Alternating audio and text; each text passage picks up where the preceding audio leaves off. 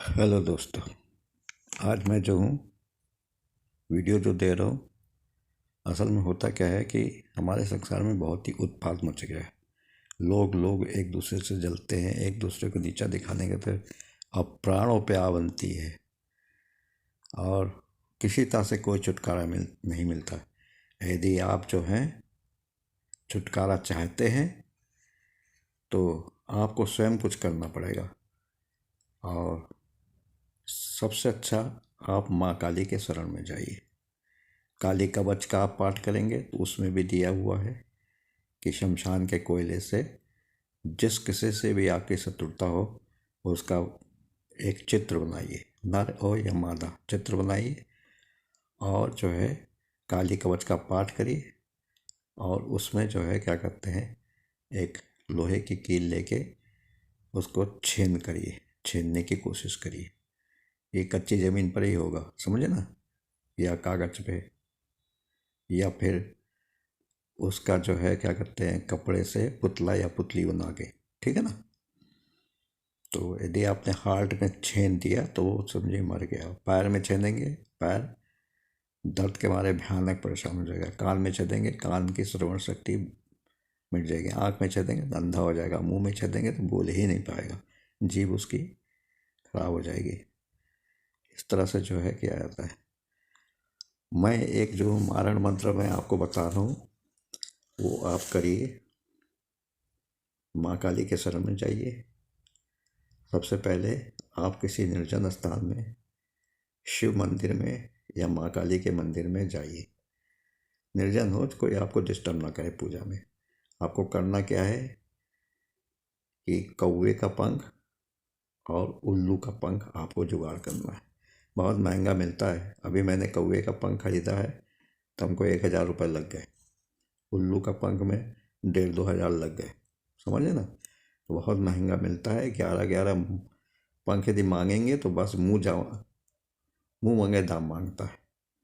इसलिए कौवे का पंख और जो है उल्लू का पंख, 11 कौवा 11 उल्लू, आप उसको काले धागे से बांध लीजिए। फिर आप क्या करेंगे कि एक थाली में फूल लीजिए, अक्षत लीजिए, सिंदूर लीजिए माँ काली को लगाने के लिए, और जो है जल लीजिए, लोबान धूप स्टिक लीजिए, माँ काली को चढ़ाने के लिए भोग प्रसाद लीजिए, मिठाई जो भी आप पसंद करते हो माँ काली को देना वो। इसके बाद जो है आप दक्षिण की ओर मुँह करके बैठ जाइए और जो है इस मंत्र का आप कम से कम 11 माला करिए। 11 माला रोज और कम से कम 11 दिन तक, समझे ना। इसके बाद जिस दिन आपको कौवे के पंख और उल्लू के पंख से हवन करना हो तो उनको पहले से इकट्ठा करके उल्लू और कौवे के पंख को बांध बांध के 11 जगह, मतलब 11 रख लीजिए, ठीक है ना। और हवन सामग्री लीजिए। हवन सामग्री में हवन सामग्री हो और जौ तिल हो और थोड़ा सा अक्षत हो, मतलब चावल हो, थोड़ा सा मिठाई डाल दीजिएगा और उसको देसी घी से सान लीजिएगा। अब आप क्या करेंगे, किसी निर्जन स्थान पे या शिव मंदिर या काली जी के मंदिर में आप बैठ के दक्षिण के मुंह करके आप 11 दिन तक 11-11 माला जाप करेंगे। 12वें दिन आपको हवन करना है उल्लू के पंख और कौवे के पंख को मिला के। अब आप जो मंत्र हमसे सुन लीजिए। मंत्र सहज है, ज़्यादा कठिन नहीं है। दक्षिण कालिका का मंत्र है, तो दक्षिण कालिका या शमशान कालिका जो भी आपको मिल जाए, फ्रेम को ही फोटो को अपने सामने रख के लाल कपड़े पर, मतलब चौकी के ऊपर लाल कपड़ा बिछाइए, उस पर पुष्प बिछाइए, उस पर माँ की मूर्ति को स्थापित करिए।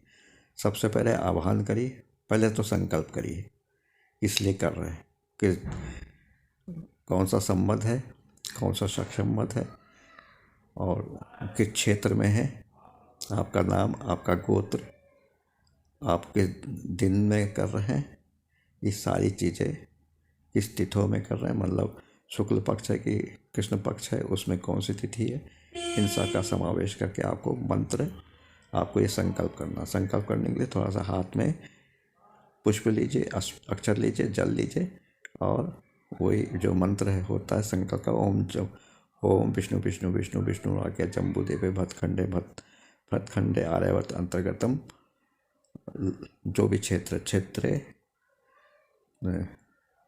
शुक्ल या कृष्ण पक्ष जो भी हो, पक्षे तिथो जो तिथि हो और जो बार हो, जैसे रविवार, मंगलवार, सोमवार कुछ भी हो ये। और उसके बाद अहम मतलब अपना नाम लीजिए, गोत्र का नाम लीजिए, महाकाली मारण मंत्र अनुष्ठानम करिष्ये, इस तरह से कहते हुए माँ काली को मतलब संकल्प लीजिए। उसके बाद माँ काली का आह्वान कीजिए, उसके पंचदेव पूजन करिए, सबको क्या कहते हैं पंचोपचार से पूजन करके भोग प्रसाद चढ़ाइए। माँ काली का पंचोपचार से पूजन करके भोग प्रसाद कराइए। फिर रुद्राक्ष या काले हाकी की माला से जाप करिए। और मंत्र ये है, मंत्र आपको क्या करना, सरसों का तेल का दीपक जलेगा माँ के सामने। मंत्र है मंगलवार या शनिवार को करना है, तेल का दीपक जलाना है। और मंत्र है ओम क्रिंग क्रिंग क्रिंग कालिके क्लिंग क्लिंग सर्व शत्रुणाम नाम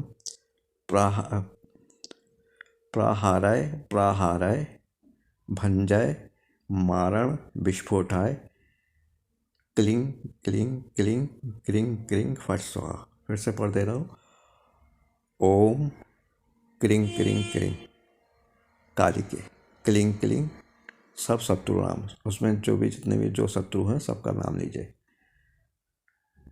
प्राहाराय प्राहाराय भंजय माराय विस्फोटाय क्लिंग क्लिंग क्लिंग क्रिंग क्रिंग फट स्वाहा।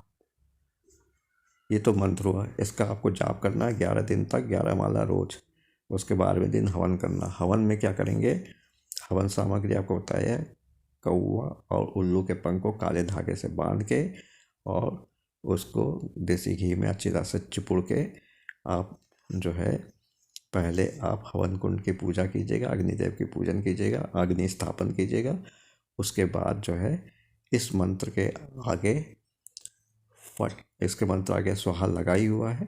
बस आप जो है आहुति के साथ साथ पंख कौवे और उल्लू के बंधे हुए एक जोड़ा उठाइए और करिए ओम क्रिंग क्रिंग क्रिंग कालिके क्लिंग क्लिंग सर्व शत्रुनाम प्रहाराय प्रहाराय भंजय माराय विस्फोटाय क्लिंग क्लिंग क्लिंग क्रिंग क्रिंग फट स्वाहा।